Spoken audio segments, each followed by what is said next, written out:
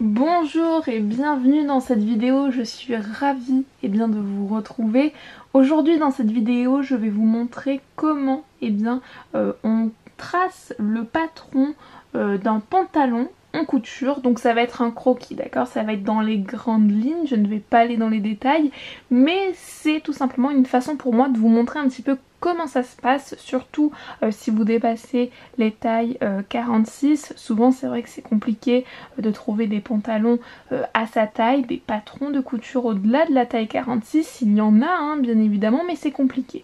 Donc là je vais vous montrer un peu comment ça se passe concrètement de par le petit dessin d'un croquis. Comme ça vous allez voir comment ça, le processus. Voilà.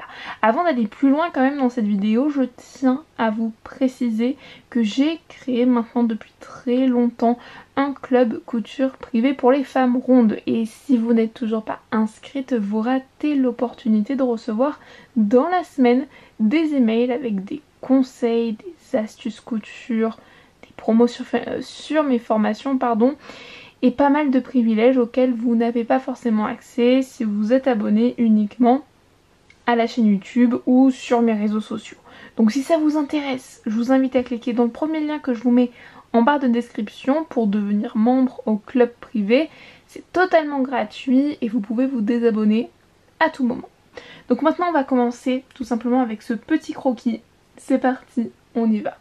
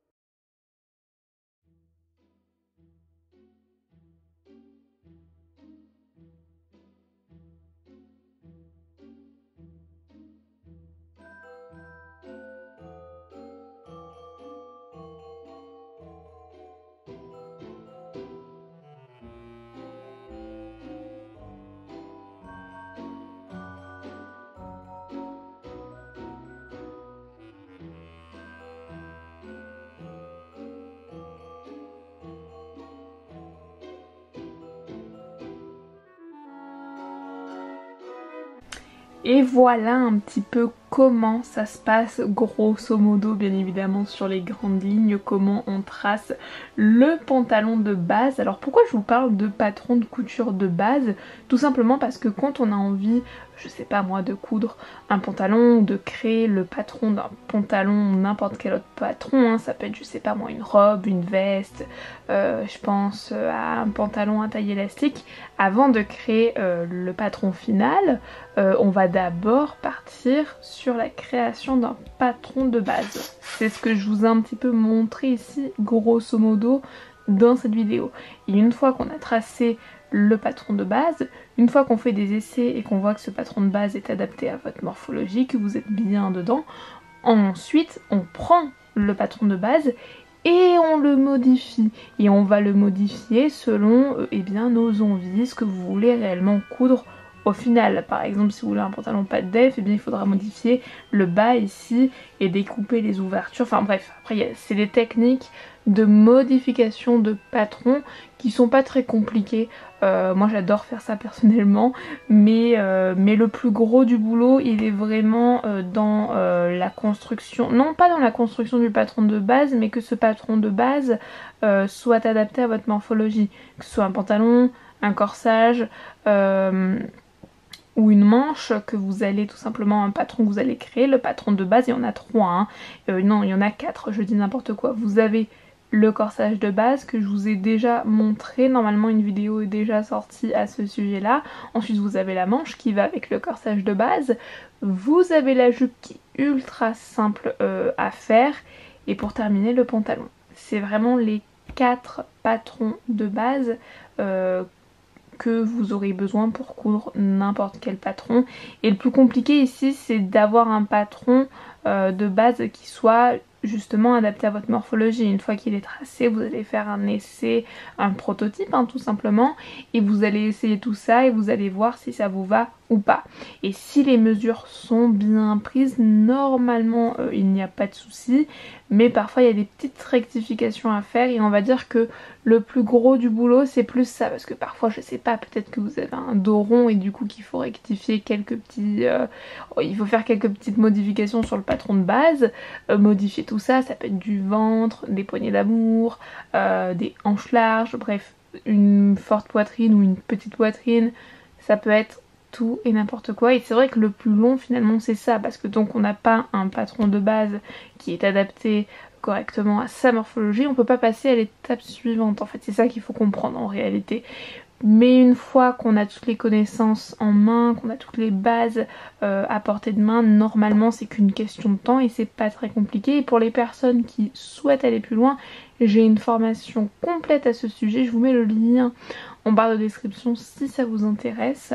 Mais voilà un petit peu comment ça se passe. Voilà, je voulais vous montrer un peu comment ça se passe. Moi c'est vrai que j'adore la création de patrons.